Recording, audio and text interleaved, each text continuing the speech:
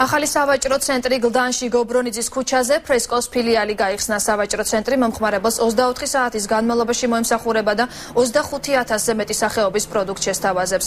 სავაჭრო ცენტრში ამჟამად 80 ადამიანია დასაქმებული. თანამშრომლების უმრავლესობა ადგილობრივი მოსახლეა. ფრესკო ქალაქის მერმა გიგი უგულავამ გახსნა.